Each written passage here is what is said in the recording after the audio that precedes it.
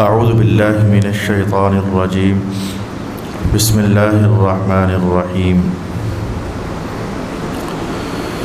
حامیم والکتاب المبین انا انزلناہ فی لیلۃ مبارکۃ انا کنا منذرین فیہا یفرق کل امر حکیم امرا من عندنا انا کنا مرسلین رحمة من ربك إنه هو السميع العليم رب السماوات والأرض وما بينهما إن كنتم موقنين لا إله إلا هو يحيي ويميت ربكم ورب آبائكم الأولين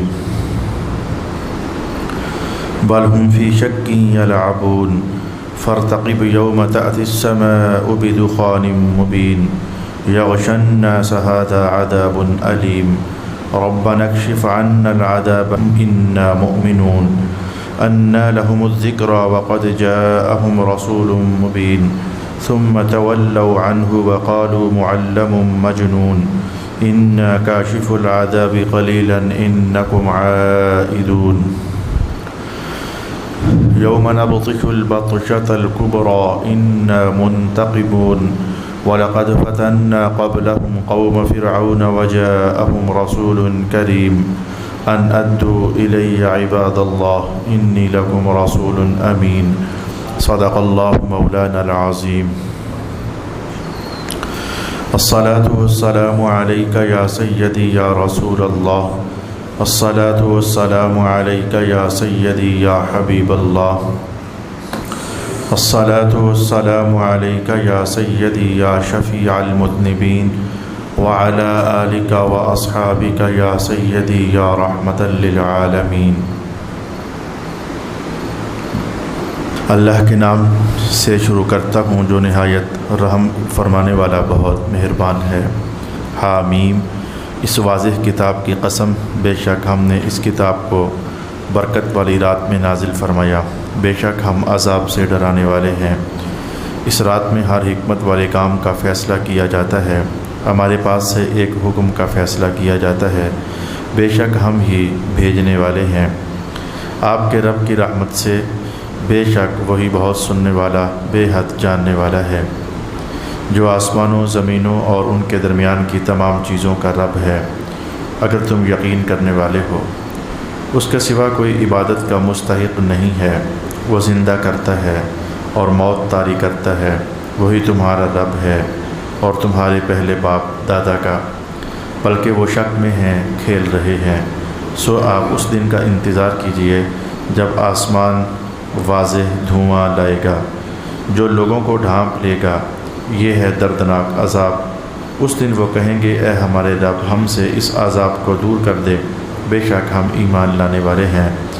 اب ان کی نصیحت قبول کرنے کا وقت کہاں ہے، حالانکہ ان کے پاس واضح ہدایت دینے والے رسول آ چکے تھے۔ پھر انہوں نے اس رسول سے اعراض کیا اور کہا، یہ سکھائے ہوئے دیوانے ہیں، اگر ہم کچھ وقت کے لیے عذاب دور کر دیں، بے شک تم پھر کفر کی طرف لوٹنے والے ہو، جس دن ہم بہت سخت گرفت کے ساتھ پکڑیں گے، بے شک ہم انتقام لینے والے ہیں۔ صدق اللہ مولانا العظیم۔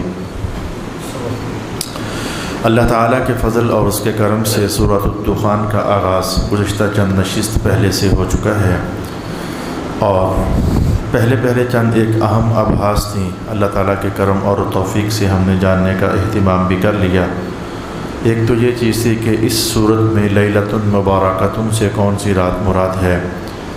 دوسری بڑی بحث میں نے آپ کی خدمت میں یہ پیش کی تھی کہ منذرین، نذیرن، یہ کیا ہے، اس کی معنویت میں کیا وسعت ہے جو ہمارے ہاں عام طور پر سننے سنانے میں میسر نہیں ہوتی۔ تیسری چیز میں نے آپ کے لیے جو آخری نشست ہماری قائم ہوئی تھی، اس میں یہ عرض کرنا چاہا تھا کہ اللہ تعالیٰ کے ہر کام میں حکمت ہوتی ہے۔ جو کام بظاہر ہمارے نقصان والا ہوتا ہے، اس کے اندر بھی ڈھیروں حکمتیں ہوتی ہیں، ہم نہیں سمجھ سک رہے ہوتے۔ ہمیں خوشیاں مل رہی ہوتی ہیں، اس میں حکمتیں ہیں، غمیاں مل رہی ہوتی ہیں، اس میں حکمتیں ہیں، ہمارا من پسند کام ہو رہا ہوتا ہے، اس میں بھی حکمتیں ہوتی ہیں اللہ تعالیٰ کی۔ جو ہم چاہتے ہیں وہ نہیں ہو سک رہا ہوتا، اس میں بھی اللہ تعالیٰ کی حکمتیں ہوتی ہیں۔ غریب کو غریب رکھنے میں اللہ کی حکمتیں ہیں، امیر کو مالدار بنانے میں اللہ کی حکمتیں ہیں، کسی کو بچپن میں اپنے پاس واپس بلا لینے میں اللہ کی حکمتیں ہیں، کسی کو جوانی تک لے جانا اور کسی کو بڑھاپے تک بھی لے جانا، ان تمام امور کے اندر اللہ تعالیٰ کی حکمتیں ہوتی ہیں۔ الغرض تو گزشتہ ان نشستوں میں اتنی گفتگو سن لینے کے بعد آج ہماری گفتگو یہاں سے شروع ہو رہی ہے۔ انا کنا مرسلین رحمتا من ربک انہ هو السمیع العلیم، بے شک ہم بھیجنے والے ہیں۔ انا کنا مرسلین، ہم بھیجنے والے ہیں۔ کیا شے بھیجنے والے ہیں؟ رحمتاً، رحمت بھیجنے والے ہیں۔ من ربک، اے محبوب آپ کے رب کی طرف سے۔ معنی تو یہی ہے کہ ہم اپنی طرف سے رحمت بھیجنے والے ہیں۔ رسول پاک علیہ السلام کو کی ذات اقدس کو بے شمار معاملات میں آپ کا رب کہہ کر مخاطب کرنا، یہ اللہ تعالیٰ کی طرف سے رسول پاک علیہ السلام کی خاص تعظیم اور ایک عزت اور احترام کا اہتمام ہوتا ہے قرآن حکیم میں۔ اب بات یہ ہے کہ عنوان ہمارے سامنے یہ ہوا کہ رب کریم نے کہا بے شک ہم بھیجنے والے ہیں رحمت آپ کے رب کی طرف سے۔ اب یہ رحمت سے مراد یہاں پر کیا چیز مراد لی گئی ہے؟ اس میں تفسیر نمبر 1 بھی ہے، اس میں تفسیر نمبر 2 بھی ہے، اور اس میں تفسیر نمبر 3 بھی ہے، اور تینوں کے ساتھ ہمارا کچھ مقصد ضرور ٹھہرے گا۔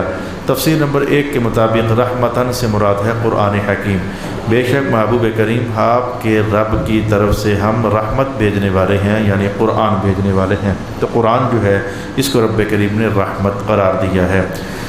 نمبر 2 پر تفسیر نمبر 2 بھی جان لیجئے۔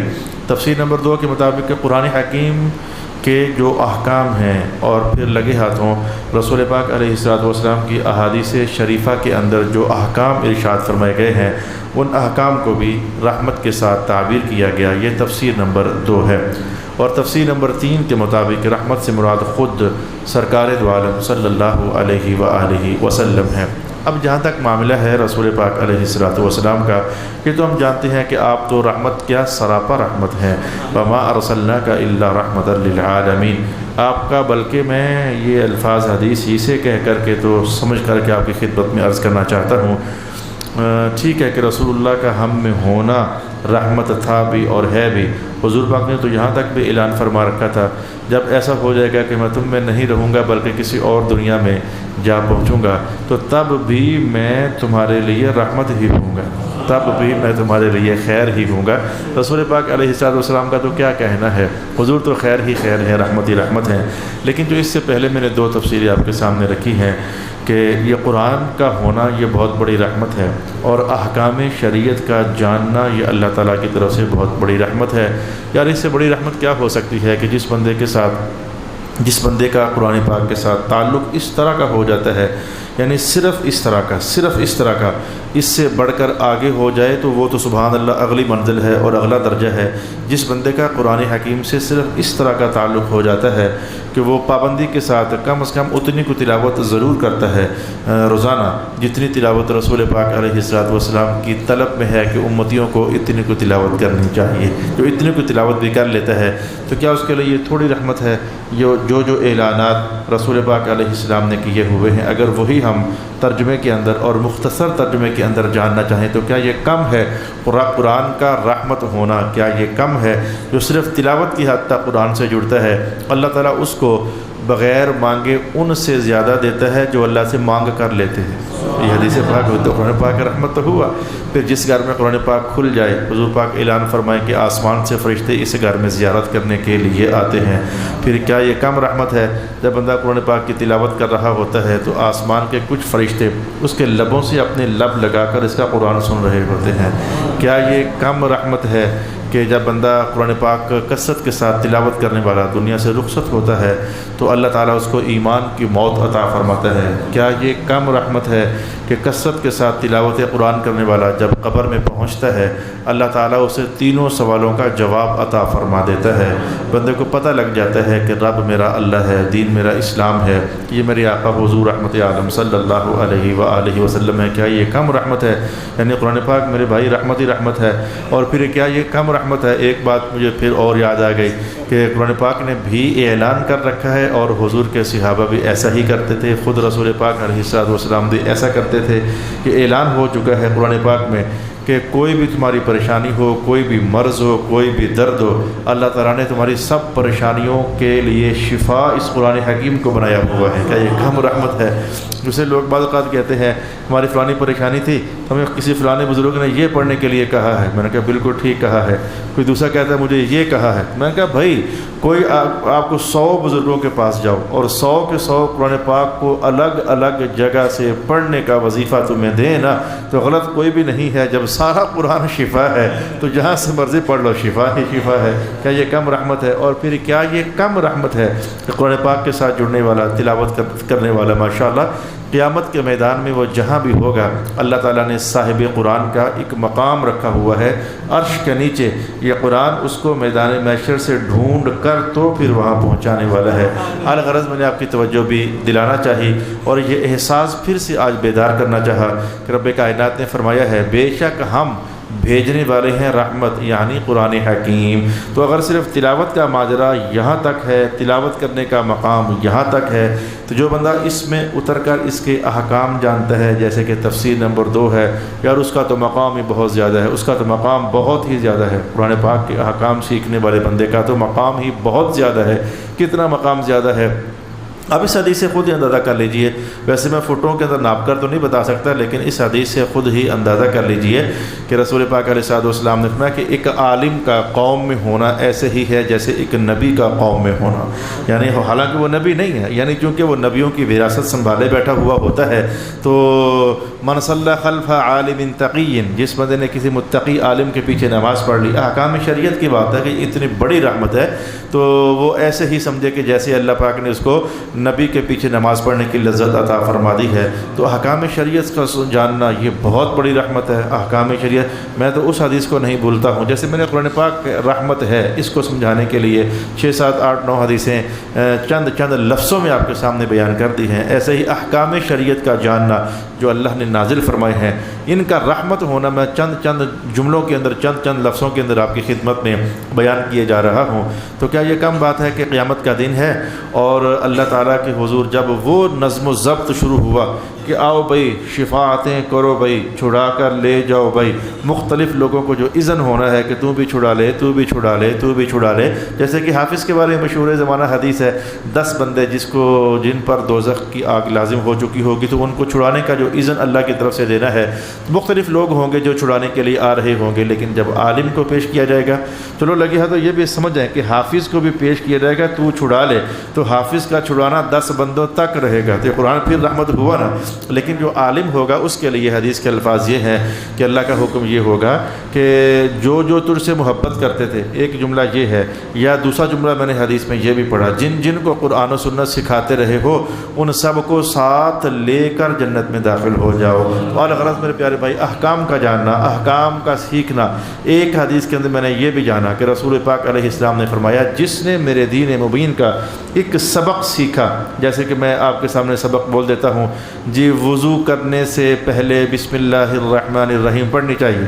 سبق نمبر 2 بول دیتا ہوں، وضو شروع کرنے میں سب سے پہلے ہاتھ دھونے چاہیے۔ سبق نمبر 3 بول دیتا ہوں، پھر ہاتھ دھونے کے بعد کلی کرنی چاہیے۔ سبق نمبر 4 بول دیتا ہوں، پھر مسواک بھی کرنی چاہیے۔ یہ جو ایک سبق میں نے آپ کو بولا ہے، تو حدیث پاک کے کتنے میٹھے الفاظ ہیں۔ احکام کا سیکھنا کتنی رحمت ہے اللہ تعالیٰ کی طرف سے کہ اس نے ایک سبق سیکھا، اللہ نے اس کو رات بھر میں 1000 نفل پڑھنے سے زیادہ اجر عطا فرما دیا۔ دوسرا سبق سیکھا، ایک اور 1000 بھر نفلوں کا اجر عطا فرما دیا۔ ایک سبق سیکھتے جاؤ۔ حالانکہ بھائی میرے بات یہ ہے کہ جب آپ صرف یہی نہیں کہ میرے پاس ہی آتے ہو، کسی بھی عالم کی مجلس میں جاتے ہو، آدھا گھنٹہ بیٹھتے ہو، پونا گھنٹہ بیٹھتے ہو، آپ کوئی ایک آدھ بات نہیں سیکھتے ہو، آپ 1 2 3 4 5 کتنی باتیں آپ سیکھ لیتے ہو۔ تو ایک حکم شریعت سیکھنے پر 1000 نفلوں کا ثواب مل جانا۔ اب میرا خیال ہے کہ بات آپ کو سمجھ آ گئی کہ رب کائنات نے کہا ہم نے رحمت بھیجی ہے، رحمت بھیجنے والے ہم ہیں، احکام شریعت بھیجے ہیں تمہارے رتبے بلند کرنے کے لیے، یہ ہماری رحمت ہے۔ قرآن پاک بھیجا ہے تمہیں بچانے بچونے کے لیے، یہ ہماری رحمت ہے۔ اور سب سے بڑی رحمت تو وہ ہے کہ جس کو تم پڑھتی ہو تو دل ٹھنڈے ہو جاتے ہیں۔ وما ارسلناک الا رحمۃ للعالمین، مصطفیٰ کریم صلی اللہ علیہ وآلہ وسلم تو رحمت ہے ہی ہے۔ اسی لیے اگر شریعت کا مسئلہ بتاؤں، یہ میرے محلے میں 2 مسجدیں ہیں، ایک یہ مسجد ہے اور ایک یہ مسجد ہے۔ آپ کے محلے کے اندر بھی کوئی ایسا ہو سکتا ہے کہ ایک اس گلی کے اندر مسجد ہے کہ پرلی گلی کے اندر مسجد ہے، 2-3 آج کل مساجد چونکہ ماشاءاللہ اللہ کی رحمت ہو گئی ہے، کثرت کے ساتھ بن گئی ہے، تو آپ مجھ سے پوچھیں یا کوئی آپ سے پوچھے جی کس مسجد میں نماز پڑھنے کا ثواب زیادہ ہوتا ہے، تو شریعت کا مسئلہ یہ ہے کہ نماز تو ویسے دونوں ہی مسجدوں میں ہوتی ہے، لیکن جس مسجد میں نماز پڑھنے کے ساتھ ساتھ احکام شریعت سیکھنے کو ملتے ہیں وہاں نماز پڑھنے ہوتا ہے۔ تو یہ دیکھیں کیونکہ اب میں اس زمانے میں دیکھ رہا ہوں کچھ عرصے سے کہ کچھ لوگ ماشاءاللہ دور دراز کے علاقوں سے بھی آ رہے ہیں، اللہ پاک کی رحمت ہی کمانے کے لیے آتے ہیں، ورنہ اور ہمارے پاس ان کو دینے کے لیے کیا ہے، لیکن اللہ پاک ان کو دونوں جہانوں کی، قریب سے آنے والوں کو بھی اللہ تعالیٰ دونوں جہانوں کی رحمتیں عطا فرمائے۔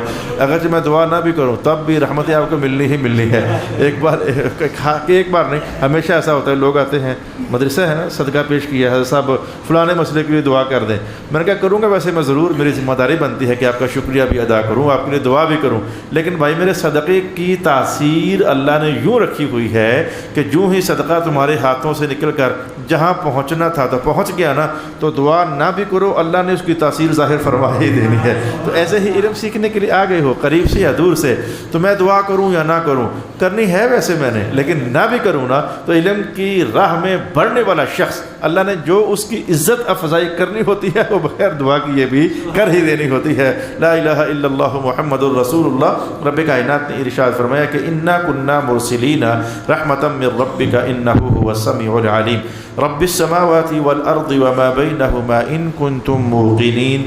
اگر سادہ سا ترجمہ کر کے ہم آگے بڑھ جانا چاہیں تو بڑھ سکتے ہیں، یعنی ترجمہ تو یہ ہے کہ وہ رب ہے آسمانوں کا اور زمین کا اور جو کچھ بھی زمین و آسمان کے درمیان ہے اس کا، ان کنتم موقنین اگر تم یقین رکھنے والے ہو۔ آج ہم مغرب کی نماز کے بعد سوچ رہا تھا کہ دورہ درس قرآن 20 سال پہلے شروع ہوا، آج 25واں سپارہ ہے، اور ان 20 سالوں کے اندر اللہ کی توفیق سے میرے ساتھ ایسا واقعہ پیش آ گیا کہ 3 علماء کے بیچ جو ہیں وہ فارغ ہو گئے۔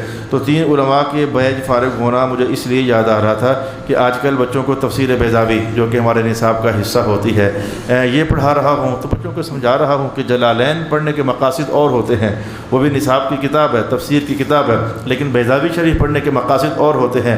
تو آج جب میں لفظ رب السماوات والارض سے گزر رہا تھا تو میں نے دل میں شوق پیدا ہو گیا، یہ سبق میں نے پرسوں کے بچوں کو پڑھایا ہے، تو چلو وہی سبق آپ بھی میرے دوست ہو، آپ بھی میرے بھائی ہو، تو آپ کو بتا دیتا ہوں۔ یہ روزانہ جو سورۃ الفاتحہ پڑھتے ہو الحمدللہ رب العالمین، ہر نماز میں کتنی بار پڑھتے ہو، تو جانو تو صحیح یار یہ رب کا معنی آخر ہوتا کیا ہے، رب کا معنی آخر کیا ہوتا ہے۔ یہ بیضاوی بڑی باریک نظر رکھنے والا ماشاءاللہ مفسر ہے، اس نے تو لفظ اللہ کیا ہوتا ہے 5-6 معنی اس کے ذکر کر دیے، اور ایک سے ایک بڑھ کر ہے۔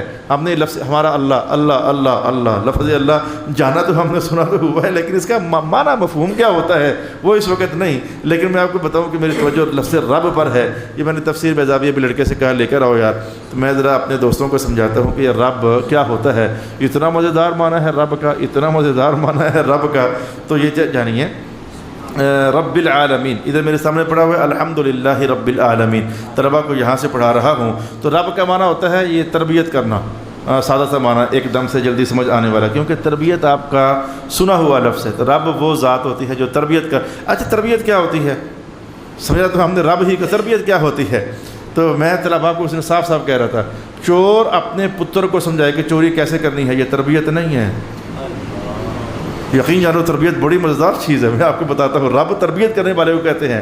دیکھو ہر باپ اپنا فن اپنے بچے کو ٹرانسفر کرتا ہے، تو چور اپنے بچوں کو جو اللہ رحم کرے جو غلط چیز ہے، لیکن چور ہر گر بتا دے یہ تربیت نہیں ہے۔ اچھا نشہ بیچنے والا یا کرنے والا اپنے بچے کو نشہ کرنے یا بیچنے کا ہر گر بتا دے، یہ تربیت نہیں ہے، یقین جانو تربیت نہیں ہے۔ یہ جو غلط لوگ ہوتے ہیں، بدماش ٹائپ لوگ ہوتے ہیں، یا اپنی بدماشی کا ہر ہنر اپنے بچوں کو بتا دیں، یہ تربیت نہیں ہے۔ تربیت ہوتی کیا ہے؟ کچھ سکھانا تربیت نہیں ہے۔ تربیت ہوتی کیا ہے؟ تبلیغ الشیء الی کمالہ شیئا فشیئا۔ تربیت وہ سکھانا ہوتا ہے کہ جس سے شے کو یا کسی ذات کو آہستہ آہستہ کمال کی طرف لے کر جایا جائے. تو کمال کی طرف لے کر جانا آہستہ آہستہ یہ تربیت ہوتی ہے، اور یہ کرنے والے کو رب کہتے ہیں. چور اپنے بچے کو کمال کی طرف تھوڑا لے کر جا رہا ہے، وہ فراڈی اپنے بچے کو غلط ہنر بتا کر کے کمال کی طرف تھوڑا لے کر جا رہا ہے. کمال کی طرف اگر جانا ہے تو یقین جان لیجئے ہر کمال رب کائنات محمد مصطفیٰ کے قدموں میں رکھا ہوا ہے. یعنی رسول اللہ ہیں جو انسانوں کو اللہ کی دی ہوئی تربیت کے مطابق، جو اللہ نے اپنی ربوبیت کا اظہار کیا، آہستہ آہستہ آہستہ آہستہ کمال کی طرف لے کر چلا جاتا ہے. اللہ تعالیٰ اپنے بندوں کو، وہ پدو سا بندہ ہوتا ہے تو لیکن دیکھو فزیکلی اسے کس طرح عروج اللہ تعالیٰ عطا فرماتا ہے. دنیا میں آیا، نہ خود غسل کر سکے، نہ خود کپڑے بدل سکے، لیکن کرتے کرتے کرتے وہ کس کمال تک جا پہنچا. پہاڑی چوٹیوں پر بھی چھلانگے مار کے ہوئے وہ کئی بار، وہ اب تو نہیں 30 سال پرانے کہیں بات مجھے یاد آتی ہے. ایک آدھ بار ہم کہیں گئے، یہ جو مزار شریف ہے، ایک تو گھوڑا شریف ہے نا، امام بری سرکار، تو اوپر کوئی غار، تو یقین جان مجھے یاد ہے اسٹوڈنٹ لائف میں ایک آدھ بار ہم گئے تو وہ اوپر جانے کے لیے ہم نے 15 16 یا 17 منٹوں کے اندر چھلانگے مار مور کر تو وہ گئے تو وہ گئے تو وہ گئے تو وہ گئے. وہ پدو سا بندہ جو قدم نہیں اٹھا سک رہا ہوتا ہے، لیکن جب اللہ اس سے قوت کا کمال عطا فرماتا ہے تو پہاڑوں کی چوٹیوں پر 10 15 20 منٹوں میں پہنچ کر وہ جہاں پہنچتا ہے. غار ہرا میں جانے والوں ان کو پتہ ہے، غار ثور کا چکر لگانے والوں، بڑھاپے کے اندر تو 2 قدم اٹھاؤ تو بندے کے سانس پھول جاتے ہیں. لیکن الغرض آپ کو جاننا چاہیے کہ انسان کا نکا سا علم ہوتا ہے، جب بہت سیکھ چکا ہوتا ہے تب بھی وہ قلیل ہی ہوتا ہے. رب کائنات نے کہا، لیکن وہ جو قلیل ہوتا ہے نا، اس کے بچپن کے علم کے حساب سے دیکھو، میں کہتا ہوں بندہ بیٹھا بغداد کی چٹائی پر ہوتا ہے اور فرما رہا ہوتا ہے میں تقدیر لوح محفوظ دیکھ کر بتا رہا ہوں تیرے مقدر میں پتر ہے ہی نہیں. بیٹھا بندہ، اللہ کا بندہ ادھر بیٹھا ہوتا ہے لیکن وہ فرما رہا ہوتا ہے میں تیرا بخت دیکھ کر بتا رہا ہوں. تو یہ علم کے کمال تک پہنچا دیا، فیض کے کمال تک پہنچا دیا، حتیٰ کہ سرکار دو عالم صلی اللہ علیہ وآلہ وسلم اللہ تعالیٰ کے سب سے بڑے فیض یافتہ ہیں. اور حضور احمد عالم تو وہاں پہنچے ہیں جہاں پہنچنے کا نبیوں کی صفوں میں بھی تصور نہیں ہے. یقین جان لیجیے کہ سرکار دو عالم علیہ السلام کمال میں وہاں تک پہنچے ہیں جہاں نبیوں کی صفوں میں بھی تصور موجود نہیں ہے کہ یہاں ہم جائیں. میری مراد یہ ہے کہ ثم دنا فتدلی فکان قاب قوسین او ادنی، اللہ کا اتنا قرب نصیب ہوا، کمال یہاں تک پہنچا کہ اللہ کا قرب عالی نصیب ہوا کہ وہ آمنے سامنے، جو آمنے سامنے کا معنی ہے ہمیں تو یہ بھی نہیں پتہ ہے، ہمیں تو یہ بھی نہیں پتہ ہے کہ وہ آمنے سامنے کا معنی کیا ہے، وہ قاب قوسین کا معنی کیا ہے. جیسے 2 کمانیں آپس میں مل جاتی ہیں، جفی کی کیفیت بن جاتی ہے. یہ تو ادھر کی تصویریں ہیں، ہمیں ادھر کی تصویر کا تو پتہ ہی نہیں ہے. لہذا رب کا معنی ہوتا ہے آہستہ آہستہ کسی شے کو کمال کی طرف لے کر جانا. لہذا ائمہ تفسیر نے کہا جب اللہ کی شان ہے ہی یہ، وہ کمال دیتا ہے پر آہستہ آہستہ دیتا ہے. وہ ایک لطیفہ یاد نہیں آپ کو تاریخ پڑھنے والوں، اور ڈاکٹر اقبال بچپن میں کہیں ایک آدھ بار اسکول میں لیٹ گئے تو استاد صاحب نے کہا تھا اقبال لیٹ آئے ہو؟ کہا جی اقبال آتا ہی لیٹ ہے. وہ تو معنویت بدلی تھی. انہوں نے استاد صاحب نے تو یہ کہا تھا یہ جو شخص ہے اقبال یہ لیٹ آیا، تو انہوں نے کچھ اور معنی مراد ہے. جو اقبال ہے بلندی، تو بلندی تو لیٹ ہی آتی ہے. تو یہ کمال جو ہوتا ہے واقعی یہ ایک دم سے کمال نہیں آتا، یہ کرتے کرتے کرتے کرتے بندہ جی قرآن پاک ختم ہو گیا. میری چھوٹی بیٹی آئی کہہ رہی تھی بابا 9واں پارہ ختم ہو گیا، تو میں نے کوئی انعام شنام مانگ رہی تھی. یہ بچے جو ہوتے ہیں 9واں پارہ جب ختم کرتے ہیں پھر 10واں بھی یہ انعام گرام مانگتے ہیں. 9واں پارہ ختم ہو گیا، ابھی ناظرہ پورا نہیں ہوا، پھر ناظرہ پورا ہو گیا، پھر حافظ ہو گیا، پھر جناب قاری صاحب ہو گیا، پھر مفتی صاحب ہو گیا، پھر اللہ نے اگر کرم کر دیا تو صوفی صاحب ہو گیا. یہ کرم کی بات ہے کہ اللہ کسی کو حافظ ہونے کے ساتھ ساتھ، عالم ہونے کے ساتھ ساتھ روحانیت عطا فرما دے. یقین جان لیجئے یہ بڑے ہی کرم کے فیصلے ہیں، یہ بڑے کرم کے ہیں فیصلے، یہ بڑے نصیب کی بات ہے. پھر صوفی ہونے میں قدم رکھا، پھر اس کے اندر درجے درجے درجے درجے درجے، پھر اس کے اندر درجے، اتنے درجے. لو میرا دھیان کدھر چلا گیا. سرکار تو سرکار ہے، تو سرکار کے ملنگوں کا حال کیا ہے؟ رسول پاک علیہ السلام نے یہاں تک فرما دیا کہ مجھے اللہ نے بتایا ہے، خود حدیث قدسی مجھے اللہ نے خود بتایا ہے. حاصل معنی میں اس جملے پر پہنچوں جب میں کسی بندے کو چاہنے لگ جاتا ہوں نا، تو اس کو میں اتنا عروج دیتا ہوں. میرے اللہ جی کتنا کو عروج ہے. میں کہ بندہ زمین پر ہوتا ہے لیکن میں آسمانوں پر فرشتوں کے اندر اس کے اعلان کروا رہا ہوتا ہوں. یار کیا مزیدار کہانی ہے. آسمان کے فرشتوں میں ان کا اعلان کروا رہا ہوتا ہوں، اور پھر میں اس کو اتنا کمال دے دیتا ہوں. دکھنے میں آنکھ کا ڈیلا اس کے جسم سے جڑا ہوتا ہے، پر اندر توانائی تو میری طرف سے ہوتی ہے، خاص توانائی، خاص قسم کی توانائی تو ہماری طرف سے ہوتی ہے۔ لا الہ الا اللہ محمد الرسول اللہ۔ آج سمجھو کہ میں نے آج کی نشست میں دوسری بحث کے طور پر میں نے آپ کو یہ بیان کیا ہے کہ اللہ تعالیٰ جو ہے وہ رب ہے، رب السماوات والارض۔ وہ دیکھو لا الہ الا اللہ، لا الہ الا اللہ۔ میں کہتا ہوں کہ کلاس روم میں بیٹھے ہوتے ہیں تو اگر میں ادھر دیکھوں تو طلباء ہوتے ہیں نا، یہ بڑے خوش مزاج ہوتے ہیں، ادھر دیکھوں تو ادھر کا لڑکا ہلکی پھلکی شرارت کر دیتا ہے، میں ادھر دیکھوں تو ادھر کا اشارہ و شورا کر دیتا ہے۔ یہ آپ کے اسکولوں میں بھی چلتا ہے۔ تو بندہ کتنا بھی سمجھدار اپنی طرف سے بنے، لائق بنے جناب علی، وہ ادھر منہ کرے تو ادھر سے شرارت ہو جاتی ہے، ادھر منہ کرے تو ادھر سے شرارت ہو جاتی ہے۔ یعنی دو مختلف جہتوں میں بیٹھنے والے لڑکیوں پر وہ نظر نہیں رکھ سکتا ہے، لیکن اللہ کی شان دیکھو، اس نے کہا رب السماوات والارض وما بینہما، میں نے ہر شے کو نظر میں رکھا ہوا ہے، ہر شے کو نظر میں رکھا ہوا ہے، ہر شے کی ضرورت جانتا ہوں، ہر شے کو آہستہ آہستہ جو اس کو دینا ہے دے کر درجہ کمال کی طرف لے کر جا رہا ہوں۔ آج آپ بطور سچ جان لیں، بطور حوصلہ افزائی نہیں، بطور سچ جان لیں، آج کا آپ کا یہ سفر یہ بھی رب کی ربوبیت کے اظہاروں میں سے ایک اظہار ہے کہ اس آنے پر بھی اللہ نے آپ کو کمال کا کوئی مقام ضرور عطا فرمایا ہے۔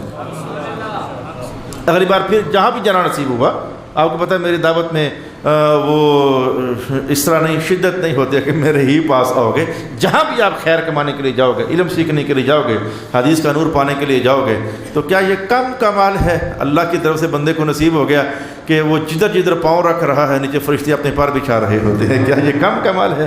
تو اللہ کے دین کی طرف، قرآن پاک سیکھنے کی طرف، تعلیم شریعت جاننے کی طرف ہر اقدام اور ہر قدم یہ آپ کے لیے اللہ کی طرف سے کمال ہی کمال ہے۔ اچھا چلیں یہ بھی ہو گیا۔ میں ویسے یہ رائے نہیں رکھتا تھا کہ میں ایسے آپ کے سامنے اتنا زیادہ وقت یہاں تک لے لوں گا، میری رائے کے مطابق تو مجھے اب تک اگلی سے اگلی لائن اور اگلی سے اگلی آیت تک چلے جانا چاہیے تھا، کیونکہ ایک خاص عنوان آج آ رہا ہے جس پر میں آپ کی توجہ لگانا چاہتا ہوں، اور وہ حدیث پاک کیونکہ اب آئی ہی اب ہے۔ میں نے جس دن پہلے دن سورۃ دخان کا آغاز کیا تھا تو میں نے آپ کے لیے 9 آیات تلاوت کر کے 10ویں روک دی تھی، 10ویں روک دی تھی۔ میں نے کہا 10ویں آیت میں دخان کا ذکر ہے، اور دخان کہتے ہیں دھوئیں کو، تو انشاءاللہ پھر دھوئیں والی آیت کو ذرا دھیان سے پڑھنے کی کوشش کریں گے۔ تو اس آیت تک میں نے پہنچنا ہے، اس پر تفسیر کے 2 پہلو بیان کرنے ہیں، اور ایک پہلو تو اس میں سے شاید میں پہلی ہی بار بیان کر پاؤں گا کیونکہ مقام ہی اب آیا ہے۔ اس سے درمیان میں ایک اور چیز رہ گئی ہے۔ رب کائنات نے کہا لا الہ الا ہو، معبود ہے یہ کوئی نہیں اللہ کے سوا۔ ہم ویسے سب سے پہلے تو اللہ کا شکر ادا کریں کہ اللہ کا لاکھ لاکھ شکر ہوگا کہ ہم مشرک نہیں ہیں، ہم ایک ہی اللہ کو ماننے والے ہیں، ایک اللہ کے سوا دوسرا تصور ہی ہمارے ہاں نہیں ہے۔ یہ اللہ کے کرنے سے ایسا ہوا، اس نے مہربانی فرمائی ہے کہ ہم اللہ کے بندوں کو بندہ ہی سمجھتے ہیں۔ اللہ کے بندوں میں سے سب سے بڑے بندے سرکار دو عالم علیہ السلام، تو تمام تر عظمتوں اور کمالات کے ساتھ بھی ہم رسول اللہ کو اللہ کا پاک اور سب سے بلند بندہ ہی سمجھتے ہیں۔ بعد از خدا بزرگ تو ہی، اللہ کے بعد آپ سب سے اعلیٰ بندے ہیں، تو اللہ کا شکر ادا کرتے ہیں کہ آپ مشرک نہیں ہیں۔ اس نے کہا کہ وہی ہے جو زندگی دیتا ہے اور وہی ہے جو موت دیتا ہے۔ یہ کہ کسی زمانے میں کہی ہوئی حدیث آپ سے کہتا ہوں، رسول پاک علیہ السلام نے ارشاد فرمایا تھا لِكُلِّ آیَةٍ مِّنْهَا ظَهْرٌ وَبَاطِنٌ، ہر آیت کا ظاہری معنی بھی ہوتا ہے اور ہر آیت کا باطنی معنی بھی ہوتا ہے۔ یہ حدیث پاک کے الفاظ ہیں۔ اچھا جی، تو اب اس آیت کا ظاہری معنی تو آپ کو سمجھ آ گیا۔ اللہ وہ ہوتا ہے جو زندگی دیتا ہے، اللہ وہ ہوتا ہے جو موت دیتا ہے، نئے سرے سے زندگی دیتا ہے، نئے سرے سے موت دیتا ہے۔ اللہ وہ ہوتا ہے، وہ فرعون والا نہیں جو تیسرے سپارے کے اندر ہم نے پڑھا تھا۔ اس نے کہا تھا ابراہیم علیہ السلام کو یہ کام تو میں بھی کر سکتا ہوں، وہ نالائق کچھ اور ہی طرف بات کو لے گیا تھا۔ تو اللہ زندگی دیتا ہے، اللہ موت دیتا ہے۔ یہ دونوں نظارے ہم اپنی زندگی میں ہزاروں بار دیکھ چکے ہیں۔ زندوں کو مرتے دیکھا، اللہ ہی موت دے رہا ہے۔ اللہ یتوفی الانفس، اللہ ہی نفسوں کو وفات عطا فرماتا ہے، اور ہزاروں بار ہم نے لوگوں کے گھروں میں نئی زندگیاں پیدا ہوتے دیکھ لیں۔ یہ نظارہ تو ہو گیا، لیکن جو تفسیر کا دوسرا پہلو ہے، مجھے تو پہلا بھی بہت ہی اچھا لگا ہے، تو دوسرا بھی بہت ہی اچھا لگا ہے کہ اللہ کا زندگی دینا اور اللہ کا موت دینا، اس کا ایک معنی یہ بھی ارشاد کیا گیا ہے ائمہ تفسیر کے ہاں کہ جس دل میں ایمان نہیں ہے وہ دل نہیں، وہ دل مردہ دل ہے. جس دل میں اسی نہج پر آگے بڑھتے جاؤ، 3-4 جملے بول دیتا ہوں، مقصد واضح کرنا ہے. جس دل میں ایمان نہیں ہے وہ تو مردہ دل ہے. جس دل میں سرکار دو عالم علیہ السلام کی محبت نہیں ہے وہ مردہ دل ہے. جس دل کے اندر اطاعت رب کریم نہیں ہے مردہ دل ہے. جس دل کے اندر اطاعت رسالت مآب نہیں ہے مردہ دل ہے. اب اسی نہج میں سمجھ جاؤ کہ اگر پھر ایمان آ گیا تو زندگی ہے. یہ سارا قرآن پاک کا نچوڑ ہے جو عرض کر رہا ہوں. پھر اطاعت آ گئی تو یہ زندگی ہے. رب کائنات نے کہا نہیں وَكَذَلِكَ أَوْحَيْنَا إِلَيْكَ رُوحًا مِّنْ أَمْرِنَا. یہ قرآن روح ہے. روح اس کو روح کہنے کا معنی یہ تھا کہ قرآن جدھر اتر گیا ادھر زندگی کی ایک تازہ لہر آ گئی. اور قرآن جس وجود سے نکل گیا، احکام نکل گئے، تعلیم نکل گئی، وہ تو مردہ ہو گیا. اچھا یحیی و یمیت کا ایک معنی یہ بھی مراد لیا گیا ہے کہ برائیوں سے جو کہ موت ہے نکال کر اچھائیوں والی زندگی دینا. اللہ یہ کام بھی کرتا ہے. اور خوش ہونے پر آئے تو زندگی بھر کے گناہ گاروں کو کسی ایک ادا پر خوش ہو کر کے ایک نئی زندگی عطا فرما دے. اللہ تعالیٰ کی اپنی شان ہوتی ہے. یہ جناب بشر حافی مجھ سے زیادہ آپ پڑھنے والے ہو. جناب بشر حافی شراب پی ہوئی ہے، نشے میں دھت ہیں، مردگی کی حالت طاری ہے، جیسے موت ہوتی ہے، نہ بندگی نہ اللہ کی اطاعت نہ رسول اللہ کی سنت. لیکن اچانک نہیں دیکھا کہ اللہ پاک کا نام پڑا ہوا ہے زمین پر، اٹھا کر کے چوما، دھویا، خوشبو لگائی. بس اسی ادا پر رب کائنات نے حضرت بشر حافی بنا دیا. یعنی اللہ چاہے تو زندگی بھر کے گناہ گاروں کو، زندگی بھر کے کافروں کو ایک دم سے ایمان اور اطاعت اور محبت کی قبولیت دے کر کے تو ایک نئی زندگی عطا فرما دے. اور دوسری بات ہم نہیں بولتے، وہ ڈر لگتا ہے اگر اللہ ناراض ہونے پر آئے. تو رسول پاک علیہ الصلوۃ والسلام نے فرمایا تھا کسی ایک بات پر بعض اوقات ایسا ہوتا ہے، اگرچہ ہوتا ہے ویسے کم ہی ہے، کیونکہ زیادہ اس کی رحمت کے غلبے ہیں اور اس کے غضب کے اظہار یہ تو کم ہے. اس نے خود ارشاد فرمایا ہوا ہے ان رحمتی وسعت کل شیء. لیکن باہر کبھی ایسا ہوتا ہے کہ حضور پاک نے فرمایا کہ ایک بندہ بس اتنا قریب ہو گیا کہ ایک قدم اٹھائے تو نالے جنت میں داخل ہو جائے. اتنا قریب ہو گیا، ایک قدم اٹھائے تو جنت میں داخل ہو جائے. لیکن کوئی ایسی حرکت اس سے ہو جاتی ہے کہ اللہ تعالیٰ ناراض ہو جاتا ہے. تو یہ جیتا جاگتا زندہ انسان، تقوی دار، پرہیزگار، نمازی، متقی، وہ گناہوں کی موت میں داخل ہو جاتا ہے. اللہ تعالیٰ ہمیں تقوی کی زندگی نصیب فرمائے. اللہ تعالیٰ ہمیں ایمان کی زندگی نصیب فرمائے. اللہ تعالیٰ مقبولیت والی زندگی نصیب فرمائے. الغرض زندگی اور موت کا تصور ایک وہ ہے جو ہم روزانہ جنازوں کی شکل میں اور بچوں کے پیدا ہونے کی شکل میں دیکھتے ہیں، اور زندگی اور موت کا روحانی تصور یہ ہے. کیا فرماتے ہیں میاں سلطان العارفین، جو دم غافل سو دم کافر. ایک لحظے کے لیے اگر ہماری توجہ ادھر سے ہٹ جائے ہم تو اپنے آپ کو مردہ تصور کرنے لگ جاتے ہیں. جو یہ مضمون ہے اور جو یہ مفہوم ہے، اللہ تعالیٰ ہمیں یہاں تک بھی رسائی نصیب فرمائے. اٹھتے بیٹھتے آتے جاتے دھیان توجہ اللہ تعالیٰ کی طرف ہو جائے. اس جیسا زندہ بندہ کوئی نہیں ہے. اچھا بھی اب میں پھر وہاں پہنچنے سے پہلے درمیان میں ایک اور شے پڑی ہوئی ہے، مختصر ہی ہے، جلدی سے سمیٹ دیتا ہوں. بل ہم فی شک یلعبون. اعلان ہوا الہ وہ ہے، بندگی اس کی ہوگی جو زندگی بھی دے اور موت بھی دے. اور پھر ساتھ ہی کہا کہ بل ہم فی شک یلعبون. یہ تو جو سارے کے سارے شک میں پڑے ہوئے، یہ سارے کے سارے شک میں پڑے ہوئے ہیں. یہ جوڑ لیں، یہ سارے کے سارے شک میں پڑے ہوئے ہیں. شک میں کیا پڑے ہوئے ہیں؟ مکے والے سارے شک میں پڑے ہوئے ہیں. کس شک میں پڑے ہوئے ہیں؟ ہے ان کو رب کی تلاش، ہے ان کو رب کی تلاش. کسی کا خیال ہے کہ رب ایک ہوتا ہے، کسی کا خیال ہے رب 2 ہوتے ہیں، کسی کا خیال ہے بڑھاتے جاؤ 50 ہوتے ہیں، کسی کا خیال ہے کہ 100 رب ہوتے ہیں. شک میں پڑے ہوئے رب ہوتے کتنے ہیں؟ کسی کا خیال ہے 250 ہوتے ہیں. اور بھائی 360 تو آپ کو یاد ہے نا، کعبہ شریف کے اندر 360 کوئی تصور کسی کا تھا تو ہی 360 خدا پڑے ہوئے تھے نا. تو کسی کا خیال ہے کہ خدا 360 ہوتے ہیں.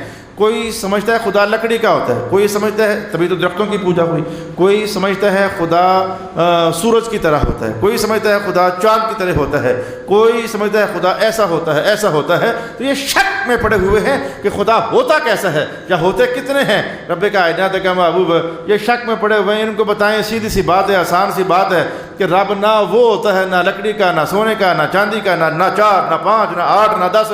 سیدھی سی بات ہے، رب وہ ہوتا ہے جو زندگی بھی عطا فرماتا ہے، موت بھی عطا فرماتا ہے. سیدھی سی بات ہے، اس میں کیا شک میں پڑے ہوئے ہو.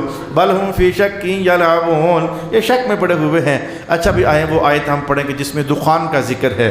یہ دخان دھوئیں کو بولتے ہیں. رب کائنات نے کہا فرتقب. محبوب ان کو بتا دیا ہے کہ اللہ وہ ہوتا ہے جو زندگی دیتا ہے، موت دیتا ہے. تو اب بھی اگر یہ نہ مانیں تو پھر ایسا کریں کہ آپ بھی انتظار کیجئے اور یہ سارے پھر انتظار کریں اس دن کا جس دن دھواں دھواں آئے گا، دھواں عبرتناک دھواں آئے گا۔ میرے استاد گرامی پڑھاتے ہوتے تھے عبرتناک دھواں آئے گا، یہ عبرتناک دھواں کہہ لو یا پھر واضح دھواں کہہ لو۔ یہ دھوئیں کے ہونے کا تصور قرآن پاک میں یہ کیا چیز ہے؟ دھوئیں کے ہونے کا تصور قرآن پاک میں کیا چیز ہے؟ ایک مضمون تو وہ ہے جو جناب حضرت، یعنی اس میں صحابہ بھی رضوان اللہ تعالی علیہم اجمعین، دو تفسیریں صحابہ کے ہاں بھی چلتی ہوتی تھیں۔ ایک تفسیر وہ تھی صحابہ کے ہاں جس کے سر خیل جناب حضرت عبداللہ ابن مسعود ہیں، وہ فرماتے ہوتے تھے کہ ہمیں اس کی تفسیر یہ پتہ ہے۔ اور دوسری تفسیر وہ ہے جس کے سر خیر جناب حضرت علی المرتضیٰ ہے رضی اللہ تعالی عنہ۔ میں یہ تفسیر بھی آپ کے سامنے بیان کرتا ہوں اور یہ بھی بیان کرتا ہوں، حالانکہ دونوں ہی ہیں۔ اچھا یہ بھی لے کے آتے بتاؤں کہ صحابہ کی ایک جماعت کا خیال تھا کہ یہ جو آیت کہہ رہی ہے نا کہ اس دن کا انتظار کریں جس دن دھواں ظاہر ہو جائے گا، تو یہ واقعہ پیش آ چکا ہے۔ صحابہ کی ایک جماعت کا خیال یہ ہے کہ یہ واقعہ پیش آ چکا ہے، اور یہ وہ جماعت ہے جس کے پیشوا جناب حضرت عبداللہ ابن مسعود ہیں، اور صحابہ کی دوسری جماعت جن میں عبداللہ ابن عمر ہیں، عبداللہ ابن عباس ہیں، جناب علی المرتضیٰ ہیں، ان کا خیال ہے کہ اس کا واقعہ ابھی پیش آنا ہے۔ یہ جو دھوئیں کی بات ہو رہی ہے یہ واقعہ ابھی پیش آیا نہیں ہے، یہ واقعہ پیش آنے والا ہے۔ اب میں نے آپ کو دو الگ الگ جہتیں بیان کر دیں، دونوں تفسیریں بالکل الگ الگ نوعیت کی ہیں۔ آئیے پہلے ہم جو جن بزرگ صحابہ کا خیال ہے کہ یہ واقعہ تو پیش ہو چکا ہے جس دن دھواں ظاہر ہوگا، اس دھوئیں سے مراد کیا ہے، میں آپ کو اپنا محاورہ سناؤں گا تو آپ کو جلدی بات سمجھ آ جائے گی، بہت جلدی بات سمجھ آئے گی۔ اور یارا میں اس کو کون سی مثال دے کر کہوں، اس لفظ کی کئی مثالیں ہیں، لیکن جس دن مرچیں شرچیں تیز ہوں نا سالن میں، جہاں مرضی کھاؤ تو سالن میں مرچیں تیز ہوتے کہ جملہ بولتے ہو اور دھواں کٹ چھٹے یارا، یہ دھواں نکلتا کوئی نہیں ہے، لیکن محاورہ چلتا ہے نا، محاورہ مرچیں تیز ہے دھواں کٹ چھٹے ہے، تو دھواں ہوتا کوئی نہیں ہے، نہ کہیں سے بھی، نہ ناکوں سے نہ آنکھ سے، نہ کہیں نکلا نہیں ہے، لیکن یہ ایک مخصوص قسم کا مضمون ہے۔ بولا دھواں ہے مراد کچھ اور ہے۔ عبداللہ ابن مسعود کہتے ہیں کہ بولا دھواں ہے مراد کچھ اور ہے، وہ ہے کیا کچھ؟ کہتے ہیں کہ مکے والوں نے جب بہت ہی تنگ کیا رسول پاک علیہ الصلوۃ والسلام کو، تو ایک دن ابھی وہ آیت نازل نہیں ہوئی تھی، آپ کو لگ گیا تو بتا دوں، حضور بہت صبر کرتے تھے، لیکن ابھی وہ آیت نازل نہیں ہوئی تھی جس میں رب کائنات نے کہا محبوب چھوڑے ان کے خلاف دعا نہ کرا مارے جاسن، یہ آپ کی جو دعا ہے اس کی ضرب برداشت نہیں کر سکتے، جو نقصان دینے والی دعا ہوتی ہے یہ برداشت نہیں کر سکتے۔ لیس لک من الامر شیء او یتوب علیہم، ابھی یہ آیت نازل نہیں ہوئی تھی، اس سے پہلے کی کہانی ہے۔ تو جناب عبداللہ ابن مسعود کہتے ہیں کہ حضور پاک نے ایک دن یہ کہہ دیا، جب انہوں نے بہت تنگ کیا نا تو یہ کلمات آپ کی زبان اقدس سے نکل گئے، اے اللہ کریم جیسے حضرت یوسف علیہ السلام کو سنین دیے تھے نا، اسی طرح کے سنین ان پر بھی نافذ کر دے۔ یعنی سنین سے مراد یہاں پر ہے قحط سالی، جیسے وہ 7 سال قحط سالی کے جناب یوسف علیہ السلام کے دور میں آئے تھے، تو آپ نے اپنی کمال نبوت کی فراست اور حکمت عملی سے ان کو کور کر لیا تھا، وہ تو نبی تھے تو کور کر لیا تھا، لیکن جو کاسنین یوسف، جیسے حضرت یوسف علیہ السلام کے سنین تھے قحط سالی کے سال، تو ویسے ان پر ذرا مسلط کر دے۔ تو وہ اللہ پاک نے رسول پاک علیہ السلام کی اس دعا کو ان کے خلاف قبول فرما لیا، تو قحط پڑا، غضب کا قحط پڑا۔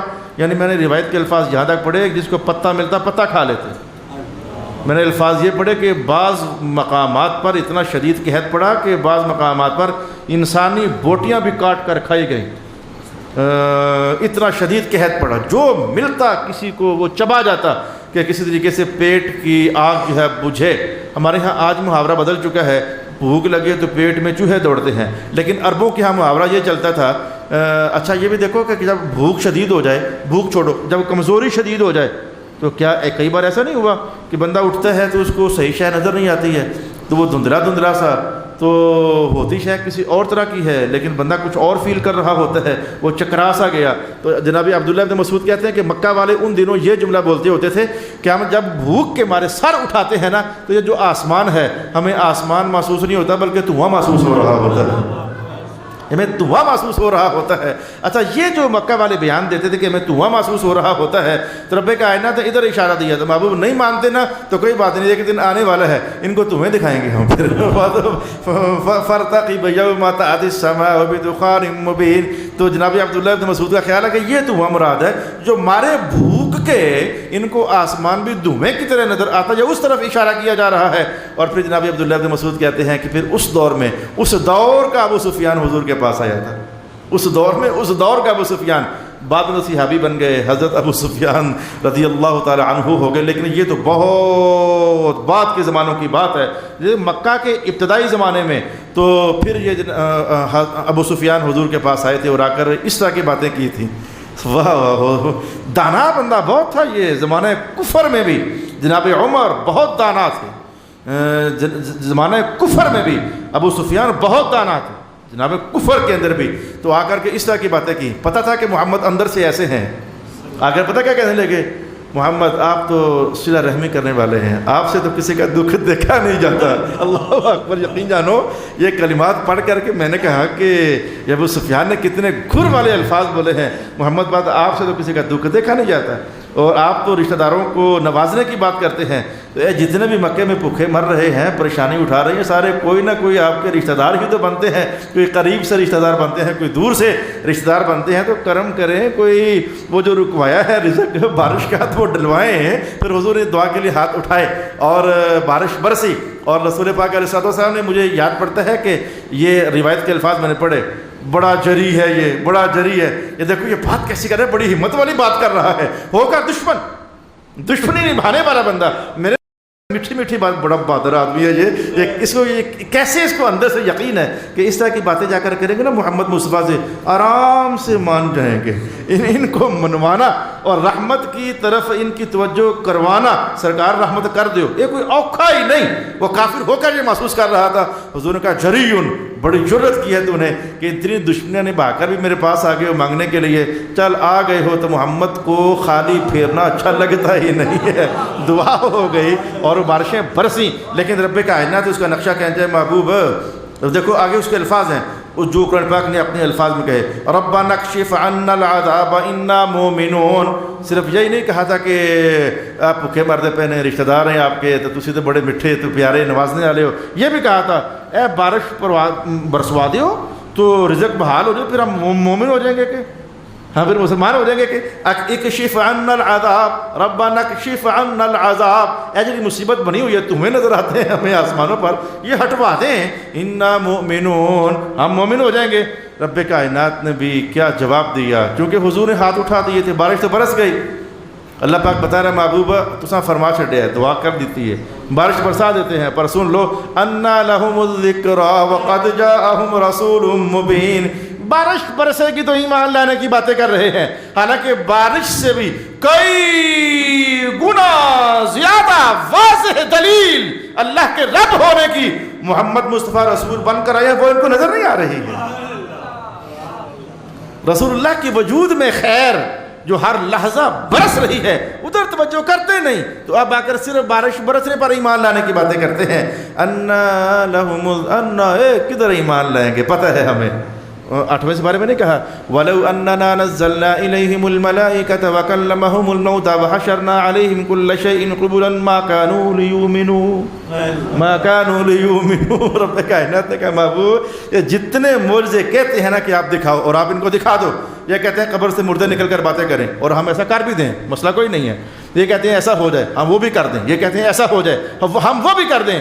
تو صحیح بات تو یہ ہے کہ محبوب ما كانوا ليؤمنوا، انہوں نے ماننا تو پھر بھی کوئی نہیں ہے۔ پہلے سپارے میں اعلان ہو گیا تھا انذرتهم ام لم تنذرهم لا يؤمنون، انہوں نے ماننا نہیں ہے۔ لیکن باہر کیا تفسیر کا ایک پہلو یہ ہے کہ آپ ہٹوا دیں، یہ قحط ساری ختم کروا دیں تو ہم ایمان لے آئیں گے۔ مولا کائنات نے کہا انہوں نے ماننا کوئی نہیں ہے۔ ثم تولوا عنه، بارشیں برس گئیں، خوشحالیاں آ گئیں، پیٹ بھر گئے، تولوا عنه، حضور کو چھوڑ کر پھر دشمنی کی طرف۔ اللہ تو جاننے والا ہوتا ہے کس نے کیا کرنا ہے۔ تولوا عنہ وقالوا لا حول ولا قوة الا باللہ العلی العظیم۔ حضور کو قحط سالی ختم کروانے کا صلہ کیا دے رہے، بھوکے مرتے پیسے۔ حضور نے دعا فرما دی، بارشیں برس گئیں، ہر پاسے ہریالیاں ہو گئیں، اور صلہ کیا دے رہے ہیں، معلم مجنون، معلم مجنون، یہ ان کو کوئی سکھا کر جاتا ہے، یہ خود ان کو کچھ نہیں آتا، وہ رجل اعجمی کو ان کو بتا کر جاتا ہے، سکھا کر جاتا ہے۔ ایک تہمت لگائی اور دوسری مجنون، یہ دیوانے ہیں، نعوذ باللہ العزیز۔ ائمہ تفسیر نے بھی کیا پکڑ فرمائی ہے، ائمہ تفسیر نے بھی کیا پکڑ فرمائی ہے، کہتے ہیں 2 لفظ بول کر گئے حضور کے لیے کبھی کہتے ہیں یہ معلم ہے، ان کے پاس علم ہے، اور کبھی کہتے ہیں یہ مجنون ہے۔ ان بیوقوفوں کو سمجھ نہیں آتی، جو پاگل ہوتا ہے وہ علم والا نہیں ہوتا، جو علم والا ہوتا ہے وہ پاگل نہیں ہوتا۔ ایسے بدحواس ہوئے پڑے ہیں حضور کی دشمنی میں، معلم بھی کہہ رہے ہیں، علم والے، اور مجنون بھی کہہ رہے ہیں، نعوذ باللہ۔ یعنی ان کا دماغ کام نہیں کرتا ہے۔ جو ہو ہی پاگل، اس نے کیا علم والا ہونا ہے، اور جو علم والا ہے اس نے کیا پاگل ہونا ہے؟ تو ایسا حضور پاک علیہ السلام کی دشمنی میں اندھے ہو گئے ہیں کہ بعض اوقات بولتے ہوئے یہ سوچ بھی نہیں سک رہے ہوتے تھے کہ ہم کہہ کیا رہے ہیں رسول پاک علیہ السلام کو۔ اللہ اکبر، معلم مجنون۔ اچھا جی، یہ تفسیر کا ایک پہلو مکمل ہوا۔ اب بتانے لگا ہوں تفسیر کا وہ پہلو جو کبھی آپ کو بتایا نہیں ہے۔ تفسیر کا وہ پہلو میں اب آپ بتانے لگا ہوں جو کبھی آپ کو بتایا نہیں ہے۔ میں نے آپ کو کسی زمانے میں الحمدللہ قیامت کی نشانیاں بتائی ہوئی ہیں، اور کئی بار بتائی ہوئی ہیں۔ جب کبھی موقع بن جاتا ہے دوہرا لیتے ہیں بات کو۔ جب اللہ تعالیٰ نے اللہ ہو کر کے قرآن حکیم میں ایک ایک بات کو کئی بار ارشاد فرمایا ہوا ہے، تو میں بھی لگا رہتا ہوں بھئی کئی بار بولنے ہی میں فائدہ ہے۔ کئی بار میں نے آپ کو پہلے نے کئی بار کہا، دنیا میں آنے کے بعد جو عنوان بھی انسانوں کا ہے اس میں مسلسل تسلسل ہے۔ کھانا ہے تو اس میں تسلسل، سانس لینا ہے تو اس میں تسلسل، دیکھنا ہے تو اس میں تسلسل، جینا ہے تو اس میں تسلسل، کمائی ہے تو اس میں تسلسل، عبادت ہے تو اس میں تسلسل، انسانی زندگی کے ہر عنوان میں تسلسل ہے۔ بس ایسے ہی ہے کہ یہ جو علم سیکھنا سکھانا ہے نا، اس کے اندر بھی تکرار، تسلسل، یہ قرآن پاک کی سنت ہے، اللہ تعالیٰ کی سنت ہے۔ رسول پاک علیہ السلام نے آج کل ہمارا ایک مسئلہ چل رہا ہے، تو اس مسئلے کے اندر جو ہماری ورکنگ ٹیم ہے، اس ورکنگ ٹیم کے اندر ایک صاحب ایسے ہیں کہ جن کو اللہ نے باتیں کرنے میں کمال ہنر دیا ہے۔ تو ایک دن میرا ایک دوسرا ساتھی کہتا ہے، یار یہ بات کو استاد جی کئی بار دہراتے ہیں۔ تو میں نے کہا اس میں بری بات کون سی ہے؟ حضور بھی تو بات کو سمجھانے کے لیے تین بار کر دیتے ہوتے تھے، حضور بھی تو تین بار بات کو کر دیتے ہوتے تھے۔ تو میں نے کئی بار آپ کو یہ بات بتائی ہوئی ہے کہ قیامت کی نشانیاں یہ ہیں، لیکن آج ذرا مکمل حدیث کے ساتھ آپ کو بیان کرنے جا رہا ہوں، کیونکہ عنوان اہم تھا، اس لیے توجہ آپ کی روکی ہوئی ہے۔ یہ جو آپ جناب علی فرماتے ہیں کہ یہ واقعہ پیش ابھی آیا نہیں ہے، اس آیت سے مراد وہ عنوان ہے جو ابھی پیش آیا نہیں ہے، بلکہ یہ قیامت سے بالکل قریب یہ عنوان آنا ہے۔ اور حدیث کے الفاظ سن لو۔ جناب حضرت علی فرماتے ہیں کہ رسول پاک علیہ السلام نے فرمایا تھا کہ قیامت آنے سے پہلے 40 دن تک ایک یہ نشانی ہے جو ظاہر ہو کر رہنی ہے۔ یہ نشانی مسلسل 40 دن تک رہنی ہے۔ کافی حد تک میں کہہ سکتا ہوں کہ ہم اس نشانی سے بچے ہوئے ہیں، یعنی ابھی یہ بہت آگے جا کر کے آنی ہے۔ ابھی کوئی اور نشانیاں کافی ساری یہ پوری ہو رہی ہیں، دن بدن دیکھتے رہے ہو، آج کی خبر، کل کی خبر، سر عام خواتین کو پکڑ کر کے ان کے ساتھ ان کی آبرو ریزی کرنا۔ یہ رسول اللہ فرما کر گئے تھے نا، کئی بار مجھے حدیث سن چکے ہو، اگر زمانہ کفر کے اندر لوگوں نے سر عام کسی عورت کے ساتھ غلط کیا ہوگا تو اس امت کے اندر بھی ایسا ہوگا کہ سر عام غلط ہوگا۔ کس قدر زیادہ ہم یہ قیامت کی نشانیاں ہیں۔ مجھے آج کل ایک کسی افسر کا بیٹا ہے تو وہ پریشان ہے، اس کی ماں کہتی ہے شادی ادھر کرنی ہے، وہ کہتے ہیں میں نے شادی ادھر کرنی ہے۔ تو وہ ماں مجھے کہتے تو اس کو یوں سمجھانا، تو وہ کہتا ہے کہ تو ماں کو یوں سمجھانا۔ وہ دونوں مجھ سے رابطے میں ہیں، تو میں اس کی ماں سے کہتا ہوں کہ آپ صبر کر جائیں، یہ قیامت کی نشانی ہے کہ ماؤں کو لوگ چھوڑ دیں گے بیویوں کی خاطر۔ قیامت کی نشانی کی بات ہو رہی ہے نا، تو دونوں فریقوں کو خیر کی تلقین کر رہا ہوں، لیکن قیامت کی نشانی یہ بھی ظاہر ہوئی، یہ بھی ظاہر ہوئی۔ رسول پاک علیہ السلام نے فرمایا قیامت کی ایک نشانی یہ ہے کہ آسمانوں پر ہر طرف دھواں باقاعدہ دھواں ہو جائے گا، جس کا چھوٹا نظارہ، چھوٹا پس منظر یا تصویر آپ نے گزشتہ سال بھی کہیں نہ کہیں دیکھی ہے، اور اس سے گزشتہ سال تو مجھے خوب یاد ہے، 3-4 دن تک مسلسل فضا کے اندر دھواں تو نہیں لیکن خاک غبار رہا تھا۔ 3-4 دن تک مسلسل وہ جو شے بھی کہیں بھی پڑی ہوتی اس پر غبار آ کر پڑتا رہتا، پوری فضا جو ہے وہ غبار سے بھری ہوئی تھی۔ یہ آپ کو تصویر سمجھانے کے لیے مقصد کافی حد تک پورا ہوتا ہے۔ تو قیامت کا دن سے پہلے پوری فضا جو ہے یہ دھوئیں سے بھر جائے گی۔ اور سرکار دو عالم علیہ السلام نے 2 الگ الگ تصویریں بیان کی۔ مومن کے ناک میں بھی یہ دھواں جائے گا اور کافر کے ناک میں بھی یہ دھواں جائے گا۔ اللہ، دونوں کے ناک میں دھواں جائے گا۔ پھر آپ حضور نے کہا کہ مومن کے ناک میں جب وہ دھواں جائے گا نا تو اس پر اثر صرف اتنا ہی ہوگا کہ جیسے بندے کو آج اس دنیا میں رہ کر کے زکام ہوتا ہے نا، نزلہ زکام ہوتا ہے، تو وہ دھواں اندر جائے گا، دشواری مسلمان کے لیے پیدا کرے گا، لیکن صرف اتنی جیسے کہ اس کو زکام ہو گیا ہے۔ یہ قیامت کی نشانی ہے۔ ہم صرف ایمان بالغیب لانے والے ہیں، ہم اس دور تک شاید نہ جا سکیں، کیونکہ وہ تو ابھی تو وہ یاجوج ماجوج دجال اور جناب عیسیٰ علیہ السلام، جناب امام مہدی، وہ ابھی لمبے زمانے باقی ہیں، ہم ادھر نہیں جا سکیں گے، لیکن ایمان جیسے رسول پاک علیہ السلام نے بھی تو اپنے دور میں یہ ساری نشانیاں بیان کی ہیں، حالانکہ حضور پاک کو یقیناً پتہ تھا کہ ہم اس دور تک نہیں جانے والے ہیں، حضور پاک کو یقیناً معلوم تھا کہ ہم اس دور تک نہیں جانے والے. تو میں کہ یہ مسلمان اس دھوئیں کو سونگے گا تو اس کو ایسے لگے گا جیسے زکام ہو گیا، اور کافر کے ناک میں جب دھواں داخل ہوگا نا تو یہ سچ ہے، یہ کوئی تشبیہ نہیں ہے، یہ کوئی استعارہ نہیں ہے، یہ کوئی محاورہ نہیں ہے، یہ باقاعدہ ایسے ہونا ہے. کافر کے ناک میں جب یہ دھواں داخل ہوگا تو اس کے کانوں سے باہر نکل رہا ہوگا، یہ کافر کے کانوں سے وہ دھواں باہر نکل رہا ہوگا، اور ان کو سانس لینے میں بڑی شدید دشواری کا سامنا ہوگا. ہم نے زکام کئی بار زندگی میں اٹھایا ہوا ہے، تو زکام اٹھانے میں ٹھیک ہے تکلیف ہوتی ہے، لیکن اتنی نہیں کہ ہم سانس ہی نہ لے سکیں، اتنی نہیں ہوتی ہے زکام کی تکلیف. تو اس دھوئیں سے ایمان والوں کو صرف اتنی تکلیف ہوگی اور کافروں کو اتنی تکلیف ہوگی. اس بات کی طرف رب کائنات نے اشارہ کیا، فَارْتَقِبْ يَوْمَ تَأْتِي السَّمَاءُ بِدُخَانٍ مُّبِينٍ. محبوب پھر یہ نہیں مانتے تو نہ سے اس دن کا پھر انتظار کریں جب آسمان سے عبرتناک دھواں جو ہے پھر وہ ظاہر ہو جائے گا، آسمان وہ دھواں لائے گا. یغشی الناس، وہ دھواں سب انسانوں کو ڈھانپ لے گا. ھذا عذاب علیم، ایمان والوں کے لیے نہیں لیکن کافروں کے لیے یہ عذاب علیم ہوگا. قرآن پاک نے بھی کہا، حضور پاک نے اس عذاب علیم کو ذرا کھول دیا، ناک سے داخل ہو کر کانوں سے نکلے گا، حضور پاک نے اس عذاب علیم کو کھول دیا، لیکن قرآن پاک نے کہا ہے یغشی الناس ھذا عذاب علیم ربنا اکشف عنا العذاب. اچھا اب تفسیر چونکہ بدلی ہے تو اگلی آیتوں کا مضمون بھی بدلے گا.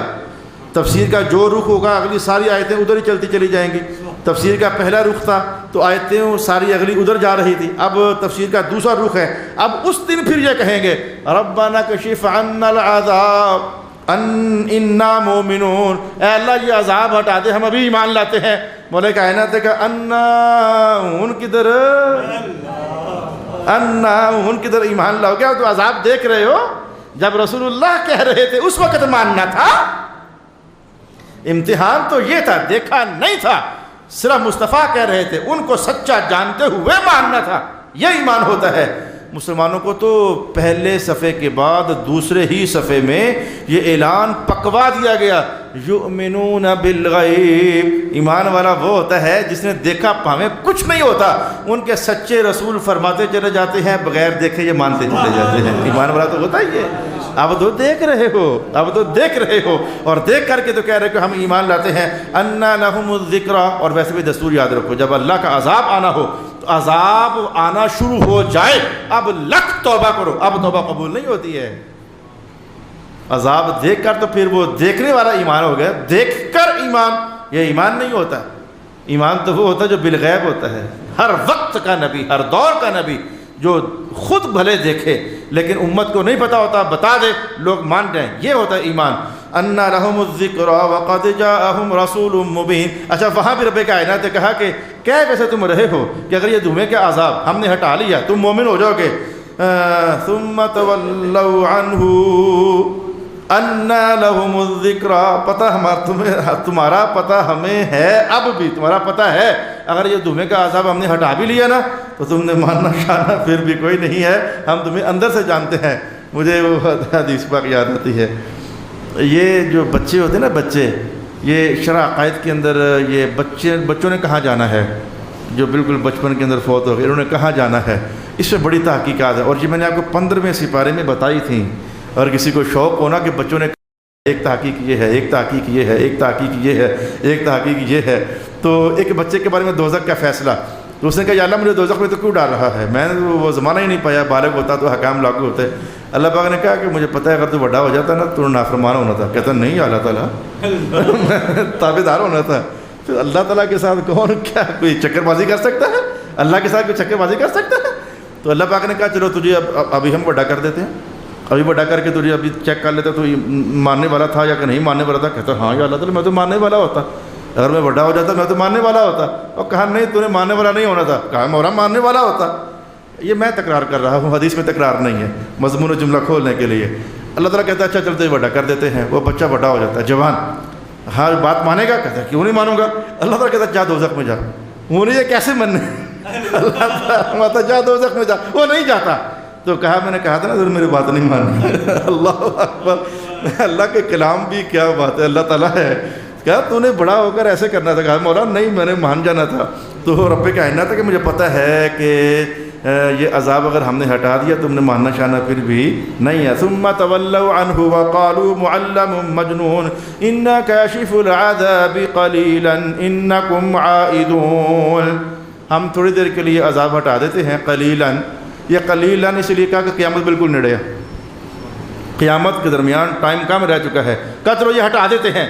جو حضور پاک نے فرمایا تھا قیامت سے پہلے یہ نشانی ظاہر ہونی ہے، 40 دن تک وہ نشانی ظاہر ہوگی، پٹے روئے مولا یہ دھواں ہٹا، سانس صحیح نہیں آ رہا ہمیں۔ تو اللہ ہم مانتے ہیں، ایمان لاتے ہیں۔ اللہ پاک نے کہا ہمارے اللہ پاک اپنے دستور کے مطابق ہم ہٹا دیتے ہیں، لیکن تم نے ماننا نہیں ہے، قلیلاً تھوڑی دیر کے لیے ہٹا دیتے ہیں۔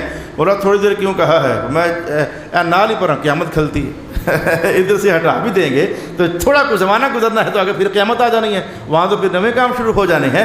انا کاشف العذاب قلیلا انکم عائدون، تم نے پھر کفر ہی کی طرف لوٹ جانا ہے۔ تو جب قیامت شروع ہوگی پھر کیا ہونا ہے؟ یوم نبطش البطشۃ الکبریٰ، قیامت والا دن ہم نے بہت بڑی پکڑ کرنی ہے تمہاری۔ کافروں کو کہا جا نبطش البطشۃ الکبریٰ، فرعون کسی کو قابو ہی نہ آوے، آج بڑی پکڑ اس کی ہونے والی ہے۔ نمرود قابو ہی نہ آوے، آج بڑی پکڑ اس کی ہونے والی ہے۔ مکے کا ابو جہل، ابو لہب کیسے پپھر جاتا تھا، رب کائنات نے کہا آج یوم نبطش بطشۃ الکبریٰ، آج بہت بڑی پکڑ ہونے والی ہے۔ مولا جب تو پکڑ کرے گا تو کرے گا کیا؟ کہا انا منتقمون، اپنے نبی سے کی ہوئی ہر دشمنی کا انتقام لوں گا تم سے۔ انتقام لینے والے ہیں، انتقام لینے والے ہیں۔ میں تو تعالیٰ حضرت کے اس شعر کو شاید مرنے کے بعد بھی بھول نہ سکوں، آج لے ان کی پناہ آج مدد مانگ ان سے، سیدھی سی بات ہے آج۔ اور اللہ کا شکر کہ ہم نے آج حضور کا کلمہ پڑھ کر حضور کی نظر رحمت میں پناہ ڈھونڈی ہوئی ہے، انشاءاللہ حضور کی پناہ ڈھونڈی ہوئی ہے۔ آج مدد مانگ ان سے لگے رہتے ہیں، یا رسول اللہ انظر حالنا، آج لے ان کی پناہ آج مدد مانگ ان سے، کل نہ مانے کہ قیامت میں اگر مان گیا تو مشکل ہو جانی ہے۔ یوم نبطش البطشۃ الکبریٰ انا منتقمون۔ بھائی اگلی آیات میں نے روک دینی ہے، ٹائم ویسے ہمارا پورا ہو رہا ہے۔ تو اگلی آیات میں ایک بڑا دلچسپ مقالہ ہے، واہ واہ واہ واہ واہ۔ میں ابھی اس سوار کو جو حاضر خدمت ہوا اپنی استاد گرامی کے پاس، تو جناب حضرت علی المرتضیٰ کہیں مدائن کے کسی محل کی طرف تشریف لے کر گئے تھے، تو اس مدائن کے محل میں بڑے ادھر کے جو بڑے بڑے سردار تھے انہوں نے پنگڑے شنگڑے ڈالے اور استقبال کرنا چاہا، کچھ شعر سنانا چاہے، تو جناب علی نے ان کو روکا ٹوکا، کہا شعر نہ سناؤ، جو تم مضمون کہنا چاہ رہے ہو نا یہ عنوان مصطفیٰ نے اپنے قرآن میں بڑا سونا کر کے بیان کیا ہوا ہے، یہ بڑا دلچسپ عنوان ہے۔ تو یہ انشاءاللہ تعالیٰ یہ ٹائٹل میں نے آپ کو دے کر جا رہا ہوں۔ انہوں نے شعروں میں کچھ کہنا چاہا، تو جناب علی نے کہا ٹھہرو شعر چھوڑو، میں تمہیں یہ اللہ کے کلام کی صورت میں سناتا ہوں۔ قرآن پاک میں یہ کہاں لکھا ہوا ہے، بڑا دلچسپ وہ عنوان ہے، انشاءاللہ العزیز وہ دیکھنے والا ہے، سننے والا ہے، پڑھنے والا ہے، انشاءاللہ یہ اگلی نشست میں ہوگا۔ اللہ تعالیٰ میرا اور آپ کا حامی و ناصر ہو۔ وآخر دعوانا ان الحمد للہ رب العالمین۔